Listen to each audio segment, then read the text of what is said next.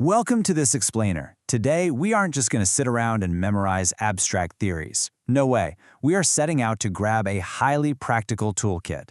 We're literally prying open a set of analytical tools that are designed to help us make sense of and actually solve some seriously complex real-world problems. Let's kick things off with this absolute gem of a hook from the authors.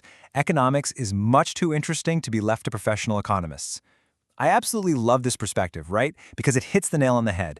Economics isn't just locked away in some dusty academic hall or corporate boardroom. It's happening everywhere. It's at your local bar, it's on your morning bus commute, and it is definitely right there inside the voting booth with you. It touches how we care for the planet, how we help those in need, and yeah, even how much cash we've got left over for the fun stuff. Now, to actually get our hands on these tools, we're grounding today's explainer in a massively comprehensive source. We're talking about the newly updated 13th edition of the powerhouse textbook simply called Economics. It's by David Begg, Gianluigi Vernasca, Eric Gulson, Bridget Kuma, Rudiger Dornbusch, and Stanley Fischer. I know, quite a lineup. But this text has literally been at the top of its game for over 30 years, constantly evolving to match our crazy, changing world. And this perfectly captures the author's core philosophy. They use this fantastic mechanic metaphor. I mean, think about it. We all know a smoking engine is bad news. You don't need a PhD to point at a car and say, hey, that's broken. But to actually pop the hood, figure out exactly why it's smoking, and know exactly how to fix it, well, that takes a trained mechanic who knows their tools. So today, we're learning how to be those mechanics, but for the global economy. Here's how our toolkit is broken down into 5 main compartments. First, an introduction. Second, positive microeconomics. Third, welfare and failures. Fourth, macroeconomics. And finally, the globalized world economy. Let's open Compartment 1. Introduction to the Toolkit. The basics of economic thinking. To get a grip on how economists view scarcity and finite resources, the 13th edition does something really smart right out of the gate. It intentionally contrasts orthodox economics, the traditional mainstream way we model markets, with heterodox economics, which brings in alternative schools of thought. By putting these two side by side, the authors instantly expand our analytical range. They're showing us right from the jump that there isn't just one single lens through which to view human behavior and market systems. Moving on to Compartment 2, Positive Microeconomics, Markets and Individual Choices. Mastering microtools is all about decoding everyday behavior. You're probably already familiar with supply and demand, but what about elasticity? Like, exactly how responsive are you when a price changes? If your daily coffee suddenly goes up by $1, do you stop buying it, or do you just grit your teeth and hand over the cash? That is elasticity in a nutshell. We also dive into market structures, the inner workings of labor markets, and the super fascinating economics of information. These tools essentially decode the silent, rapid-fire calculations buyers and sellers make every single minute. And the best part? The authors ensure these aren't just dry theoretical concepts. They bring them to life with incredibly relatable case studies. Take Uber, for example. They use the ride-sharing app to perfectly illustrate consumer surplus. Now, consumer surplus is just the difference between the absolute maximum you'd be willing to pay for a ride and what you actually end up paying. By analyzing Uber's dynamic pricing models, we get to see this classic microeconomic concept playing out in real time, right there on our smartphones. All right, let's open Compartment 3, Welfare, Government, and Failures. Basically, what happens when markets need a little help.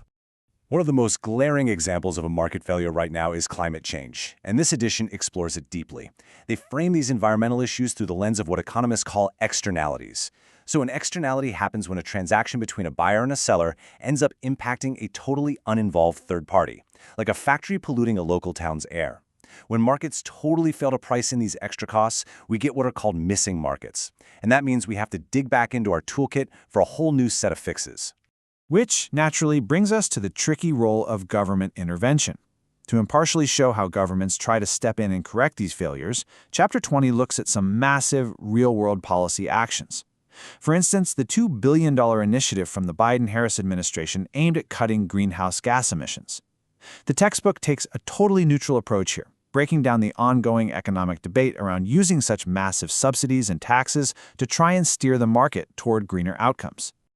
On to Compartment 4, Macroeconomics, the big picture of national economies. Macro instruments deal with the absolute heavy hitters. We're not looking at individual trees anymore, right? We are zooming way out to take the temperature of the entire forest. This means asking tough questions about what gross domestic product actually measures and, crucially, what it completely misses. It's about diagnosing the painful, everyday realities of inflation, unemployment, and riding the inevitable roller coaster that is the business cycle. And to see how this applies to recent history, the authors neutrally unpack the Trussonomics experiment over in the UK as a critical case study.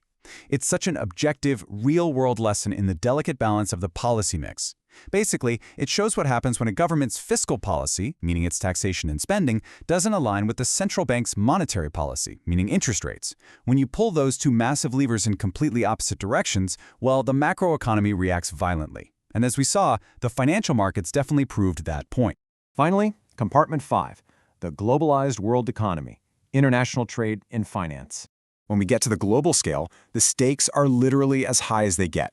The tools in this section help us untangle international trade and the wildly complex web of exchange rate regimes. And a massive recurring theme you'll notice in this edition is this constant, ongoing tug-of-war. It's the borderless, almost unstoppable forces of globalization clashing head-on with a nation's desire to maintain its own sovereignty. Now, I know global finance sounds incredibly intimidating, but the authors use some wonderfully accessible tools to break it all down. Take Chapter 28, where they introduce burgernomics, a concept originally cooked up by the Economist magazine. By literally comparing the price of a standard fast food burger across different countries, they brilliantly explain purchasing power parity. It's just a genius, punchy way to figure out if a currency is overvalued or undervalued simply based on what it actually costs to buy the exact same item anywhere in the world. And the text absolutely doesn't shy away from huge, consequential global events. It neutrally walks us through the economics behind recent trade wars, analyzing things like the implementation of the Trump tariffs on China. Then it contrasts those deliberate trade barriers with completely different global shifts, like the wild, unintended economic consequences that happened when Ecuador adopted dollarization, completely ditching its own currency for the US dollar. Having these tools lets us step back and impartially analyze the nuts and bolts of these massive policy decisions. Okay, before we wrap this up, it's absolutely vital to talk about how to actually use this toolkit, because the authors aren't just lecturing at you. They break their chapters down into actionable features. You'll analyze cases pulled straight from today's headlines. You'll untangle concepts to deep dive into complex ideas, and you'll work through activities designed for real-world application. Oh, and for those who want it, there are optional maths breakdowns to get into the underlying formulas.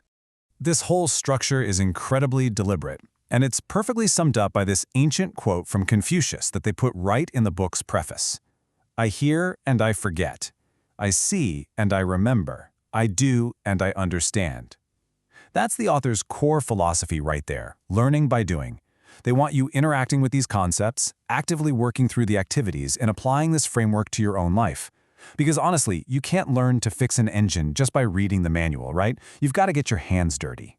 Which brings us to the end of our explainer today, and leaves us with one final, absolutely vital question. Are you ready to open the toolkit? Because the tools are right there. They're just waiting for you to pick them up, practice with them, and start making clear, focused sense of this incredibly fascinating economic world spinning all around us. Thank you so much for joining me on this explainer, and I really hope you walk away feeling empowered to start looking at the world just a little more like an economist today.